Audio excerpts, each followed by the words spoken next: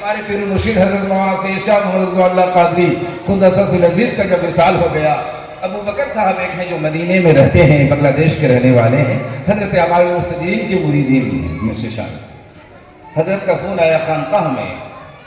حضرت ابو بکر کا کہ پھلواری شریف سے صاحب سجادہ مولانا شاہ رضوان اللہ قادری حج بیت اللہ کو آئے ہیں، میں نے ریاض جنہ میں انہیں نماز پڑھتے دیکھا،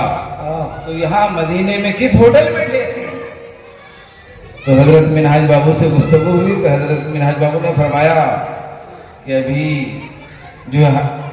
مہینہ دن ہوا ہے، حضرت کا وصال ہو گیا اور آپ کہتے کہ حضرت وہاں گئے۔ کہا کہ نہیں، ہم نہیں مانیں گے، ہم نے اپنی آنکھوں سے دیکھا ہے، صرف ہم کو یہ پتہ لگانا ہے کہ وہ کس ہوٹل میں ٹھہرے ہیں۔ پھر دوسرے صاحب نے ان سے فون پر بات کیا کہ نہیں، حضرت کا صحیح معنی میں وصال ہو گیا ہے۔ حضرت مولانا جو ہے ابو بکر صاحب بہت زارو قطار رونے لگے کہ اللہ والوں کا کنیکشن رسول اللہ سے اتنا مضبوط اور مستحکم ہے کہ یہ جہاں بھی رہتے ہیں، قبر پہ رہتے ہیں، جہاں بھی رہیں، اپنے جو ہے ایک سے دوسرے سے رشتے کو مضبوط اور مستحکم رہتے ہیں۔